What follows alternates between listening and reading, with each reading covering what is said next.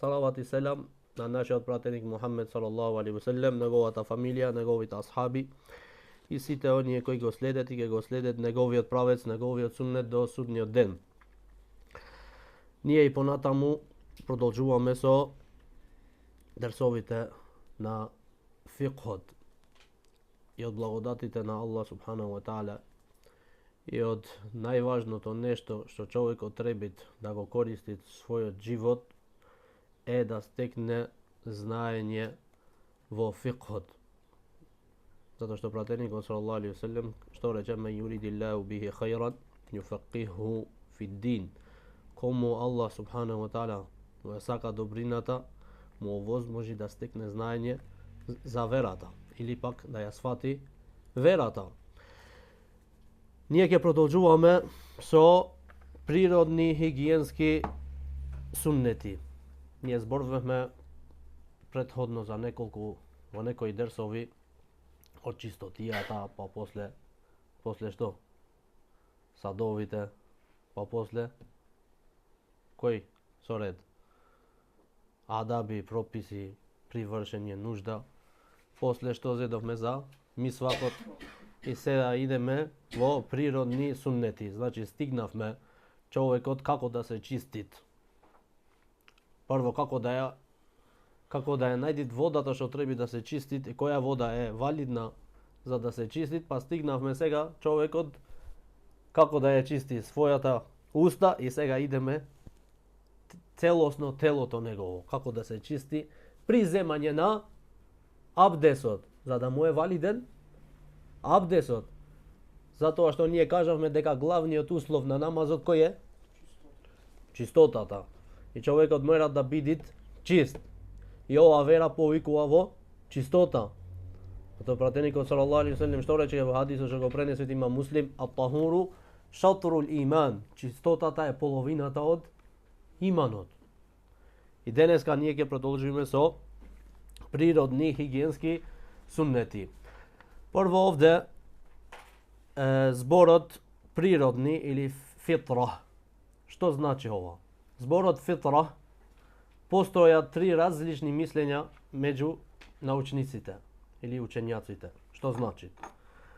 Првото е ова што го читавме овде во книгата, велит природни суннети или хигиенски суннети, бидејќи оној кој ги прави стекнува хигиена и ја придобива природата со која Аллах субханаху ва таала ги создал луѓето, препорувајќи им ги да ги исполнуваат за да бидат во најуреден и најчист облик и става. Ова е првото значење на фитра. Второто значење, учењаците велит, значи верата на Аллах субханаху ва таала, според која тој ги создаде луѓето и таа не се измени и не се промени. Значи некои од учењаците велат дека фитра значи вера. Верата што Аллах субхану ва таала ги создал луѓето, во таа вера ги створи. Затоа што Аллах субхану ва таала има создадено само една вера, прифатена кај Аллах субхану ва таала. Сите пратеници се бидени, што се бидени? Муслимани. Затоа Аллах субхану ва таала што велит: "Инна дина инда Аллахил ислам." Единствената вера прифатена кај Аллах субхану ва таала е исламот. Немат кај Аллах субхану ва таала вера евреизам, немат христијани или немат евреи. Кај Аллах субхану ва таала имат само муслиман, ислам. Овие се што луѓето после ги имаат тие ставено или пак тие ги имаат смислено овие верувања. Ги имаат помешано, значи книгите на Аллах субхану ва таала и имаат излезено од тоа после други верувања мешани со ширк и со неправда кон Аллах субханаху ва таала. Иначе Аллах субхану ва таала има створено, има дано, има наредено само една вера прифатена кај Аллах субханаху ва таала. Значи, што значи фитра? Значи верата што Аллах субхану ва таала ги создал луѓето со таа вера. После третото значење фитра значи велит од суннетот на пратениците, значи суннетот на сите пратеници. Суннетот на сите пратеници во кои ни е наредено да ги следиме и во ова мислење се веќината на учењаците.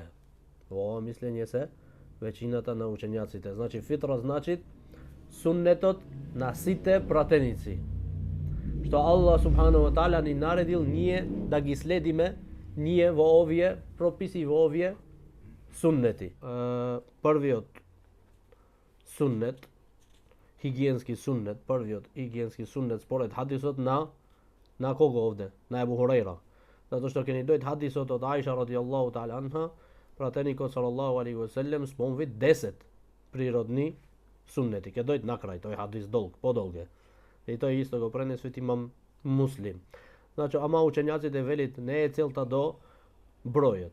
Значи, не се посакува бројот, него бројот се има спомнато за полесно човекот да ги запамти овие работи. Иначе, сите се овие суннети на пратениците и суннети на фитра, природни суннети, што Аллах субханаху ва таала ни има наредено да ги практикуваме овие суннети.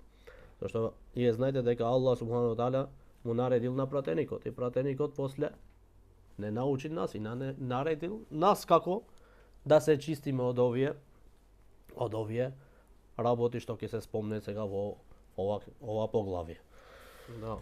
Првото нешто е од овие првиот суннет од овие природни суннети е велит отстранување на влакната од срамните места. По арапски ал-истихдад. Добро, кој е прописот за отстранување на овие влакна? Затоа што овде се спомни до суннетот на пратениците, суннет, природни суннети. Кој е прописот? Прописот е суннет со согласност на учењаците и за жените и за мажите. Значи е суннет со согласност на сите учењаци, на отстранување на влакната од срамните места. Добро. Човекот велит, или мажот или жената, ако ги остават овие, значи не ги отстранува намерно, додека да стигнет 40 дена или пак 40 ночи и не ги отстранува овие влакна од срамните места, овој спаѓат во грев. Аллах да не зачуват. Значи, суннет, ама пак, иако е суннет, ако човекот го поминвит повеќе од 40 дена, не ги отстранува, спаѓат во грев. И Аллах субхану ва таала ќе му напиши грев. На тоа е опасност. И како што рековме дека верникот треба да биде чист, не треба да чекат прво да стигне 40 дена. Најмалу барем во неделата, во денот на џума, ако не можеш повеќе, барем во денот на џума човекот да ги чисти овие влакна од срамните места или пак оние другите што ќе дојдат суннети, природни суннети како ноктите и така понатаму. Добро, другото и овде велит дека човекот овие влакна можат да се отстрануваат и без бричење. Значи не е задолжително и обавеза да е со брич. Може да бидат и со современите што се овие препарати за депилирање. Значи може да бидите овде едно меселе, затоа што некои претежно кај женскиот пол одат да се депилираат кај жените, ама ова е харам. Во срамните места да се депилираат и жена кај жената друга, значи не сметаја да ја гледат авретот нејзин. Е харам. За мажот не зборуваме, за мажот секако дека е харам, ама и жена со жена не смеат да гледат нешто што е од авретот. И авретот ние во прашање и одговори имаме кажано од каде се рачунвит авретот и кај жената и кај мажот и спомнуваме во прашање и одговори. Тоа нека се обрате таму прашање и одговори. Другиот природен суннет, вториот суннет, природен суннет е овде суннетење, обрежување или суннетење. Прво, како меселе, кој е прописот за сунетисање или обрежување? Овде учењаците се делат овде има спомнато само едно мислење се спомнете едно мислење на учењаците, а овде учењаците се делуваат на три 3 мислења. Првиот велит прописот за сунетисање обавеза за мажите и за жените. И ова е мислењето на голем дел на учењаците како шафиите, пренесување од имам Ахмед, но хадисите што ги зеле за докази се слаби.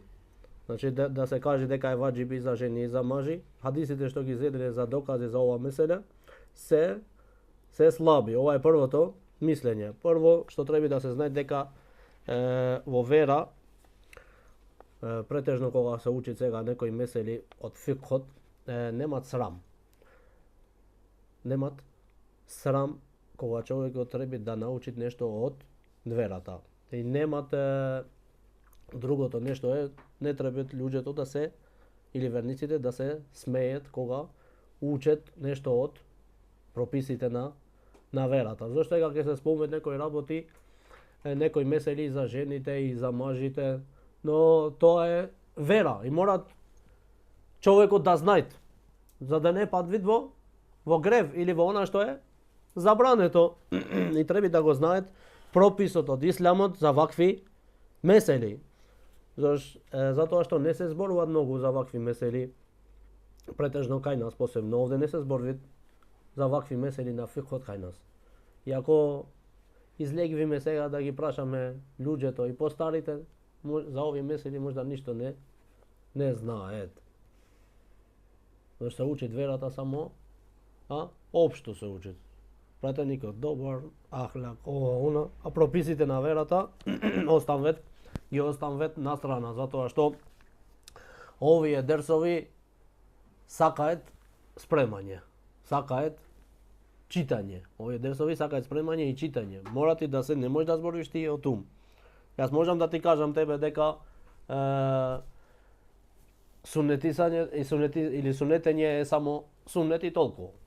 И да те оставам толку. Не, сега ќе видите дека имат некои прописи што не се спомнат секој ден и не ги знаат луѓе веќината. Значи првото мислење на учењаци дека обавеза и за мажите и за жените. И овде пишеше за жените во книгата. Пишеше што значи сунетисање за ними. И тога обратите се во книгата. Обратите се во книгата што значи. И дали е обавез, дали е сунет, сега ќе кажеме. Второто мислење, сунет и за жените и за мажите. Значи и за машкиот пол и за женскиот пол е сунет да се сунетисаат. Да се сунетисаат. И во ова мислење се веќината од учењаците од тие, ханефиите, маликиите и едно пренесување од имам Ахмед. И ова го одбрал како наисправно мислење имам Шаукани, рахимахуллаху таала. Значи првото мислење ваџиб велет, второто мислење велет суннет и за мажи и за жени. И сега доказ за ова го земет хадисот на пратеникот салаллаху алейхи ве селем дека сунетењето е суннет за мажите, а чест за жените на умметот на Мухаммед салаллаху алейхи ве селем. Но овој хадис е слаб.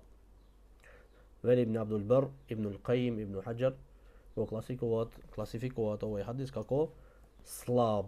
Исто го земет доказ за дека сунетењето е суннет хадисот што го читавме овде.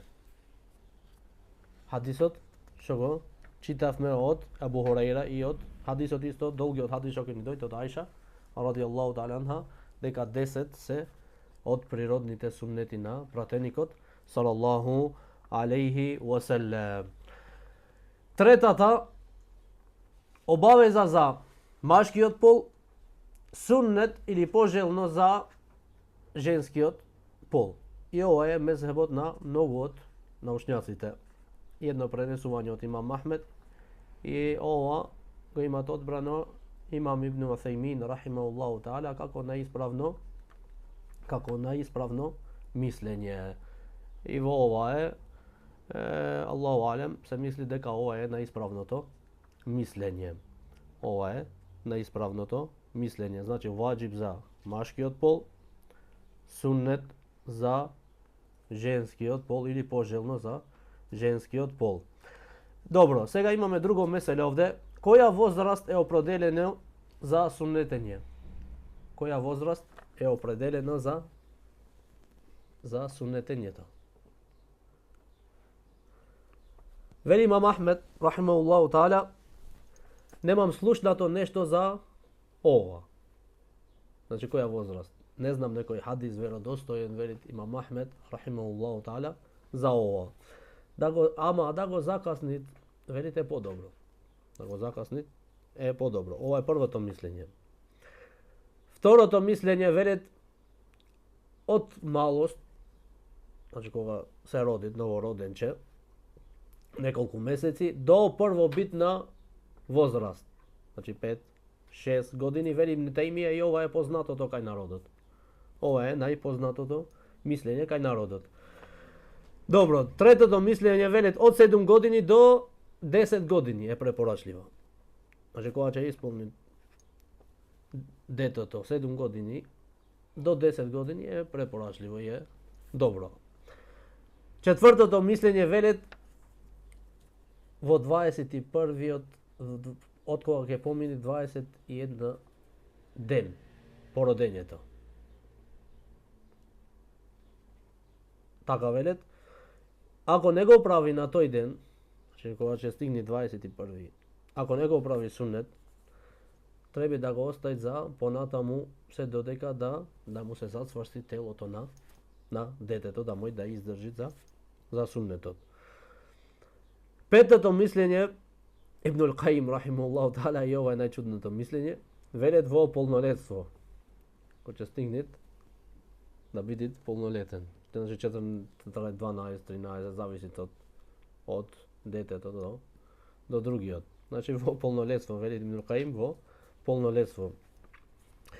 Но сите, ова накрај сега, но сите овие мислења се иџтихад, труд од нив.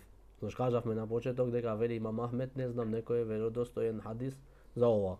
Значи нема никаков доказ за да се наслонуваш на то. Него ние читавме еден хадис овде во книгата, дека пратеникот салаллаху алейхи ве селем кога ги направил суннет на Хасан и Хусейн, 7-миот ден.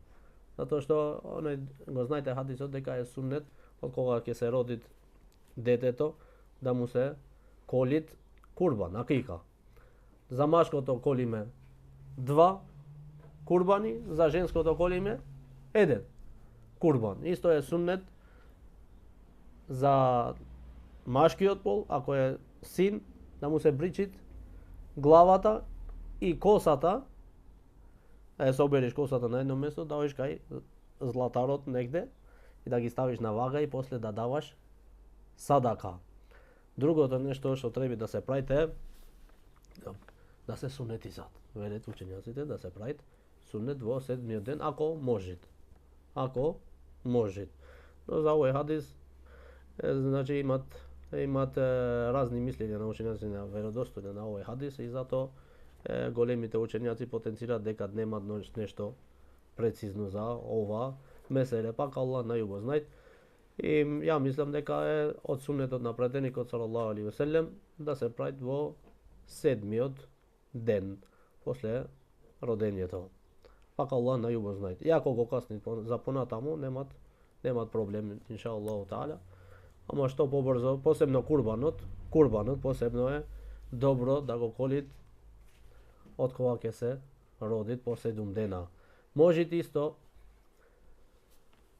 да го колит од првиот ден, од кога ќе се родит, нема проблем. И името, велет некои учењаци од хадис, според хадисот, името да му се даде на детето во 7-миот ден после родењето, ама иако му се дават порано, нема проблем затоа што имат хадиси дека пратеникот салаллаху алейхи ве селем на некој новородени му има даено име после родењето одма. И затоа немат проблем иншааллаху таала. Добро, сега имаме уште едно меселе овде и со ова заврши за суннетот. Кога паѓат суннетењето? Значи да не кога е она што се остран вид се острануваат прописот за сунетисање. Кога човекот не е, значи не му е обавеза да се прави суннет. imаме 4 работи кога паѓа сунетењето. Првото, ако детето се роди сунетисан. Имате такви случаи. Може да се роди сунетисан самиот. Имате во сирата на пратеникот салаллаху алейхи селем исто се спомни дека пратеникот салаллаху алейхи селем се родил сунетисан. А имате други пренесувања дека дедо му го имат направено суннет на пратеникот салаллаху алейхи васелем. Значи ако се роди сунетисан, тогаш не ти обавеза уште еднаш да го правиш суннет, зашто нема што да правиш суннет. Второто, ако детето е слаб, не може да го трпи тоа. Значи е слаб и посебно го однесеш, например, во доктор и ти вели докторот, немој сега да го правиш, затоа што овој немој да го трпи ова сега. И значи, ако е слаб, се додека да мојт да го трпи тоа, треба да го оставиш, да не го правиш одма суннет. Третото, ако човекот прима ислам на старост, па се плаши ако се сунетиса дека мојт да има штета или пак да умрит. И ова е мислењето на мнозинството на учењаците. Значи човекот да примат ислам на старост, 90 години, 80 години. И сега ти му велиш него прави се суннет, затоа што е од суннетите на природни суннети и суннет на сите пратеници. Е тој вели, јас се плашам затоа што сум на старост, не можам да го трпам тоа, значи е дозволено. Мадам што некои учењаците имаат различно мислење дека велат морат да се прават суннети. Мојт немат. Морат. Значи, ама ова, значи затоа што ова не е точно мислење од овие што велат морат, затоа што да се спаси животот на човекот му се дават предност пред еден суннет да се практикуваат. Да се чуваат еден живот, му се дава предност во исламот од да практикуваш некој суннет што може ти да се остави. Пак човекот, иако не се прави суннет, например, остави муслиман, не излегвит од вера, затоа што кажавме дека кој е прописот за ова? Суннет, со согласност на сите учењаци. Добро. Четвртото го кажавме. Не, сега четвртото. Ако умрит човекот, а не е сунетисан. Умрит и не е сунетисан. Што да правиме сега? Да го правиме суннет мртов или да не го правиме суннет? А? Значи, учењаците велат не треба да се прави суннет. А имат некои од учењаците велат да, пожелно е, мустахаб, препорачливо е да се прави суннет и мртов, вели. Затоа што ова го споредве со остранување, кога човекот го миет џеназето, остранување на влакната од срамните места е мустахаб, велет, препорачливо. И затоа велете и сунетисањето исто е препорачливо и во додека човекот е мртов. Ама Аллах најубаво знае дека првото мислење на учењаците дека не е препорачливо кога човекот е мртов да се прави суннет. Значи гледате, имаше некои прописи и во овие месели, и во суннетот имаше месели, што можда никогаш немавме слушнато за вакви суннети. Кои се меѓусиите? Меѓусиите се оние што го обожаваат оганот. Значи, замисли како со пратеникот салаллаху алейхи селем има споредено оние што ги бричат нивните бради. Значи, велат како меѓусиите, оние што го обожаваат оганот. Во друг хадис сега ќе кажат подолу, и ова е доволно на крај, да се разликуваат од женскиот пол, да се знае дека е маж. Затоа велит имам Неуви рахимахуллаху таала, велит обавеза е со согласност на сите учењаците жените да ги бричат брадите, велит. Жените да ги бричат брадите. Овде имаме третиот суннет од природните суннети, а тоа е кратење на мустачите. Прво, објаснување за границата на скратувањето на мустачите? Која е границата? Дали треба да се бричат цели мустачите или пак треба да се кратат само? Во ова меселе имаме консензус и имаме и различни мислења. Прво ќе кажеме консензусот, затоа што така е она методата на селефите или оние што пишат книги, прво го спомнат консензусот, зашто консензусот е полесно. Нема тука консензус на учењаците, еден и заврши тука. А кога имаме различни мислења, овие ги остават за понатаму, зашто после ќе спомнат докази на првото мислење, докази на второто и така понатаму. Прво, Ибн Абдил Бар, рахимахуллаху таала, пренес вид консензус на учењаци дека е обавеза за муслиманот да ги кратит мустачите или да ги бричит. Ова е консензус. Или кратењето, или бричењето.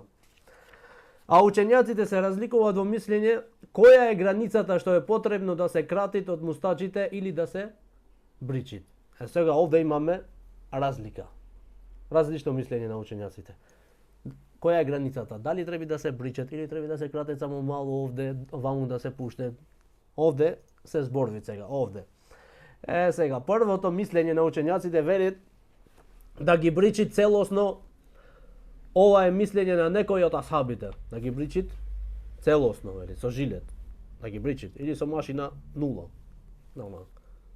Или да ги бричит целосно. Ова е мислење на некој од асхабите, како Ибн Омар, радијаллаху та'ала анху, Джабир ибн Абдилlah и Ебу Саид Ал-Худри, радијаллаху та'ала анху. И ова е мезхебот на Ебу Ханифа, значи за бричење на мустачите скроз, не брадата.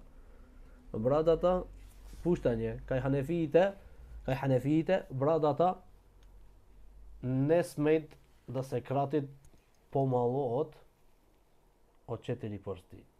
Или пак една дланка, која ќе фатиш вака. Која ќе фатиш вака, ова, подолу од ваму не смеш, во мезхебот на Ебу Ханифа. Значи, до овде. Значи, 4 прсти. Мора да имаш 4 прсти во мезхебот на Ебу Ханифа, рахимахуллаху та'ала.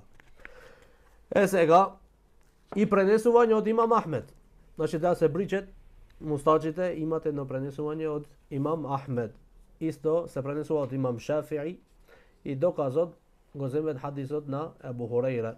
Бричете ги мустачите,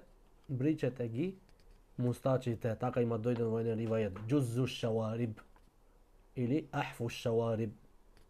Тамам? Значи, ова е првото мислење. Треба да се бричат целосно. Значи имаше и асхаби што го направиле, тоа како Ибн Омар, Джабир и Ебу Саид Ал-Худри. Значи ги бричеле целосно мустачите. Второто мислење, ги кратит само, не ги бричит. Ова мислење од Омар ибн Хатаб, радијаллаху та'ала анху, Абу Умама Ал-Бахили и некој од табините, како Урват ибн Мас'уд, Саид ибн Мусајиб. И ова е мезхебот на маликиите и се пренесвит од Имам Малик дека бричењето на мустачите се рачунува како масакра, грдост. Имам Малик оди уште понатаму дека оној што ги бричат мустачите треба да се дисциплинираат, по шеријат. Да се остави на некое место и да му се даде насихат, и ако ги бричат, после треба валиул амр да му даде некоја казна, или со камџик, или со нешто. Но ова е малце претерување во мислењето, затоа што имаше некој од асхабите што ги бричеле, значи, мустачите. Ова е второто мислење, значи кратење, не бричење. И ова е мезхебот на Имам Малик, рахимахуллаху та'ала, и некој од асхабите. Добро. Третото мислење, човекот, муслиманот сам одбират меѓу бричење или кратење. И во ова мислење се една група на факихите и пренесување од Имам Ахмед, и го одбра ова како најисправно мислење Ибн Џарир, имамул муфесирин, имамот на коментаторите на Куранот, и другите, некои други, и рекој дека е суннетот ги дозволува двете. И бричењето и кратењето.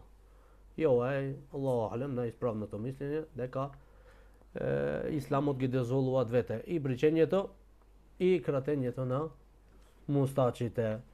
И така велит и имам Ибн Баз рахимахуллаху таала, така велит. Значи бричењето е велит подобро. Иако ги кратит, велит, ама бричењето е велит подобро. Allah најубав. Значи, ама да ги пуштит, дурдам покриет устната, не е дозволено, е харам. Значи е харам. Затоа што пратеникот саллаллаху алейхи ве селем рече, кратете ги мустачите и пуштајте ги брадите. Разликувајте се од кого? Од меđусиите или од мушриците. А брадата исто има иџма, консензус, што пренесе Ибн Хазм рахимахуллаху таала дека бричењето на брадата е харам. И оние што некој мој да спомнит го читае дека има дека што велат мекрух. Мекрухот треба да се свати дека кај претходниците, кај селефите, значеше мекрух карахату тахрим. Зашто тие му веле и на харамот мрзано. И на харамот му веле дека ова е мрзно. Или мрзано во вера. Значи, кај ними ова значи дека е харам. Карахату тахримија, олейса карахату тензих. Не е само мекрух, што немаат казна за тоа. Значи, за брадата, бричењето на брадата, имаат казна. Аллаху алем, затоа што пратеникот саллаллаху алейхи ве селем велит, разликувајте се од меđусиите. Омен тешеббеха би қаумин, фехуа минхум. Пратеникот велит, кој му сличи на еден народ, тој е од нив. Значи, ова е опасност. Четвртото, сечење на ноктите, да. Нивното сечење ја дава нивната убавина и ги отстранува на собраните нечистотии под нив. Некои од муслиманите постапуваат спротивно од овој природен суннет, па ги оставаат нивните нокти да се здолжуваат или одредени нокти од некој од прстите. Значи што значи тоа? Некој овој малиот го здолжи само. Да го имат полбоза. Значи некој ги здолжи тоа, некој ги здолжат сите, претежно жените. Значи ги здолжат ноктите за украс. Или пак лепет нокти други над нивните нокти за украс. И ова е исто забрането според најисправното мислење на учењаците. Затоа што пратеникот саллаллаху алейхи ве селем имат наредено ноктите да се сечат. И се пренесвит во некои ривајети дека оние што ги издолжат ноктите, шејтанот покриет од неговите синови, шејтани мали, ги покрие таму, кај ноктите. Ги покрие шејтанот неговите синови кај ноктите, под ноктите. Зашто тука се собира што? Нечистотијата. И затоа после, не само ова, него ова е сличење на неверничките, на чафирките, претежно кај жените. Кој ги имаат правено тоа прво? Жените, од чафирите, тие ги издолжат ноктите. Имате најдено која сахабика да се пренесви дека таа ги имат здолжено ноктите, или пак черката на пратеникот саллаллаху алейхи ве селем ги има здолжено ноктите, или пак Умму Сулейм, она што ги спремвеше на жените со украси, со шминки. Значи прва шминкерка што се познава во исламот е Умму Сулейм. Таа ги спремаше жените пред да одет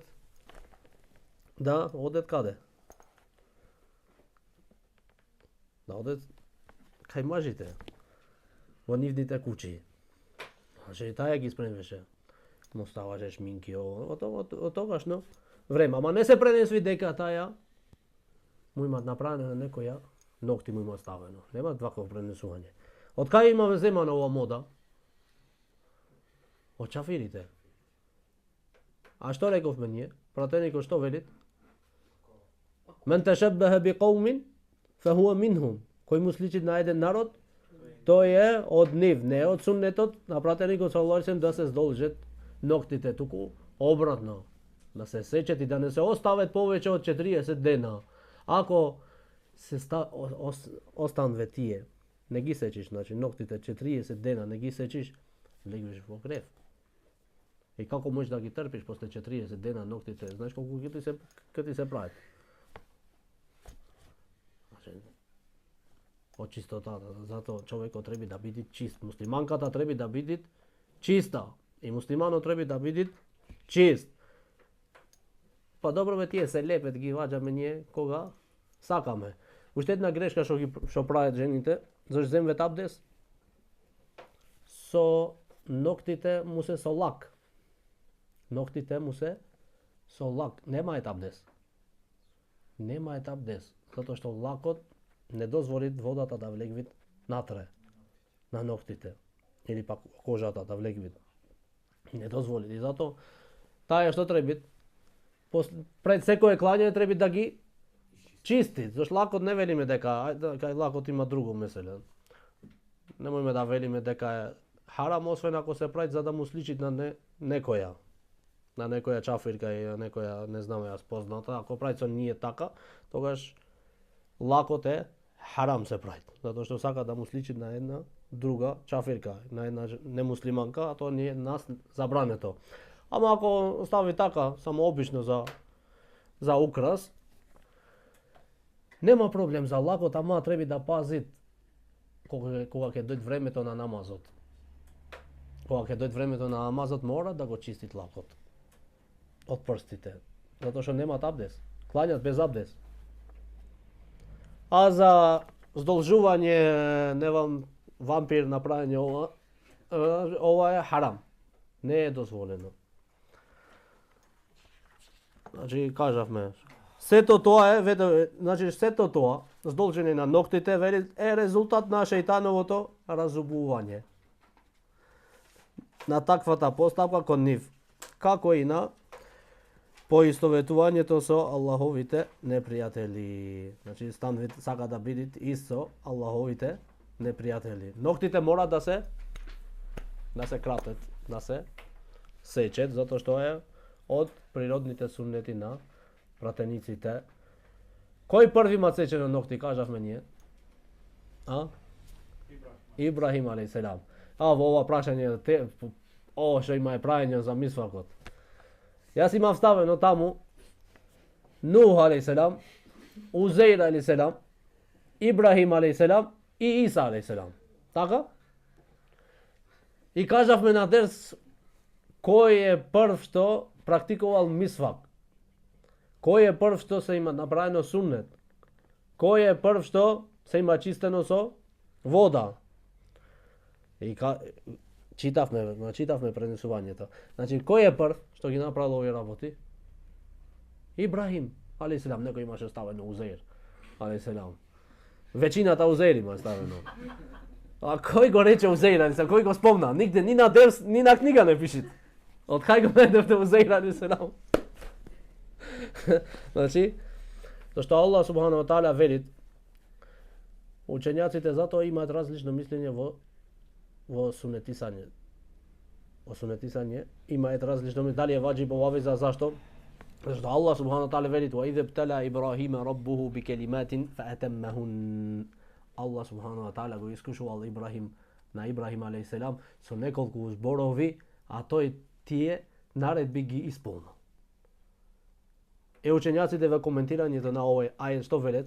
Тие се велат овие природните суннети. Што Аллах субхану ва таала го искушувал на Ибрахим алейхиселам. Му наредил да се прави суннет кога? Во 80 години старост. Ибрахим го исполнил. Да не беше наредба, значи тие учењаците што мислат дека е ваџиб, велат да не беше тоа ваџиб, немаше да Аллах субхану ва таала да го спомнет како искушување за Ибрахим.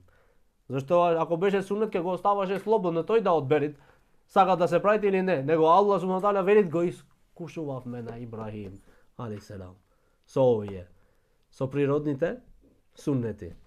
И курбан го искушувал исто со курбанот, да го колит својот син. Znači ovo, zato se misli дека е обавеза, некои ученици мислат дека за суннетот е обавеза и кажавме дека за машкиот пол е обавеза, него за женскиот пол е мустехаб, пожелно. Добро, кој е прописот за ова? Суннет со согласност на сите учењаци, но ако човекот намерно ги остава повеќе од 40 дена, не ги причита овие влакна под пазувите, што вели, што значи под пазуви, кој знае? Вие ме гледате, ми не ги знаете, го разбирате овој збор или не го разбирате? Под пазувите овде, значи. Влакната што растет овде. Лево и десно. Значи, мора да се отстрануваат пред да стигне 40 дена. Значи, ако стигне 40 дена, не ги бричит, му се напишвит грев кај Аллах субханаху ва таала. Добро, некои учењаци велат дека препорачливо е да почвит од десната страна, значи со десниот пазув. Да почвит после со левиот поради хадисот што го читавме за мисвакот тогаш. Дека пратеникот салаллаху алейхи ве селем сакаше да почвит со десната страна за оние работи што се добри. Врвовите од прстите, знаете што значи гаслул бараджим? Врвовите од прстите ги гледате овие линиите овде горе, што се над прстот, линиите овде, што се над прстите. Овие велите е исто од суннетот да се чистет. Се додека земвиш абдес, например, и ги чистиш овие убо. Гаслул бараджим. Овие се спомнува. Не знам, брчките му велите вие, овде велите оние. Што се врвовите од прстите. Врвовите од прстите на арапски гаслул бараджим. Бараджим се овие, овде. Што се спомнува хадисот од Аиша радијаллаху таала анха. 10 се од природните суннети на пратеникот салаллаху алейхи ва селем. Бидејќи во нив се акумулираат нечистоти, значи во овие се акумулираат нечистоти и велит после и чистењето по нуждата. Значи ова е природен суннет на пратеникот. Ова е делено од она претходниото реченица што беше. Зашто тука зборуваше за овие, после спомвид и чистотијата од нуждата. Сега, кој е временското ограничување за отстранување на овие нешта? Читај. Значи на ноктите, сунетисање и сунетисање кажа дека немат време, него отстранување на влакната од срамните места под пазувите и сечење на ногти и другите што се спомнуваат овде. Кој е времето што морат човекот да не го стигне тоа време? 40 ночи. Јасно? Овој дерс е јасен. Ово е дерсот за природните суннети. Нормално дека ние кажаме дека е фик, олеснатиот фик. И не сакаме многу да се прошириме во мислење на учењаците за да биде појасно за вас. Само каде што имаше потреба негде јас додадов нешто. И Аллах субхану таала да ни даде корисно знаење и исто повторете ги дерсовите претходно што ги зедовме. Од водите до овде. Затоа што ако се оставите, се заборавите. После пак ќе останеме, ќе прашиме за истите месели по некое време. А целта од ова е повторувањето на ова знаење.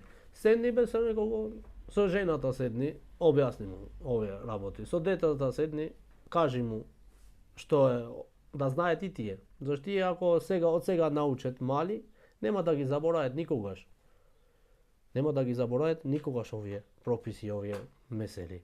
И затоа не треба да се губи времето така џабе само по телевизор или по нешто друго, а да се оставит да не се учи за Аллаховата вера од фикхот ништо. Аллах субхану таала да ве награди за саборот и да ви даде корисно знаење. سبحانك اللهم وبحمدك أشهد أن لا إله إلا أنت أستغفرك وأتوب إليك. السلام عليكم ورحمة الله.